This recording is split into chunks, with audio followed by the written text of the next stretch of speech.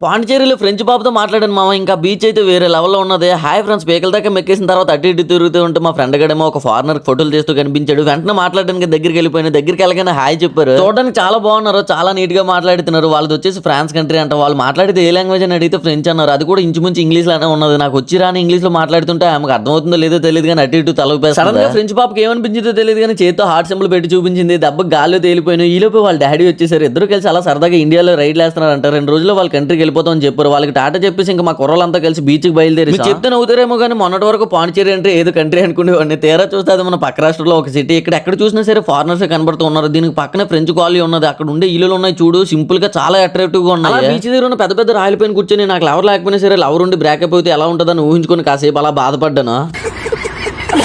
మీరు అరుణాచలం వచ్చినట్లయితే మర్చిపోకుండా ఈ బీచ్ ని విజిట్ చేయండి. మంచి ఎక్స్పీరియన్స్ చేస్తారు. బీచ్ మాత్రం చాలా బ్యూటిఫుల్ గా ఉంటుంది. బీచ్ దగ్గర కాసేపు టైం స్పెండ్ చేసిన తర్వాత మా కుర్రోళ్ళ దగ్గరికి వెళ్ళి చూస్తే వాళ్ళు ఏమో దేనికో సీరియస్ గా వీడియోలు తీసేస్తున్నారు. పార్క్ లో కూడా చాలా సేపు ఆడుకున్నాం. సరే మరి వెళ్ళే ముందు మన అకౌంట్ ఫాలో అండ్ సబ్స్క్రైబ్ చేసుకోవడం మాత్రం మర్చిపోకుండా. నెక్స్ట్ వీడియోలో మళ్ళీ కలుసుకుందాం ఫ్రెండ్స్. అంతవరకు టాటా బాయ్ బాయ్.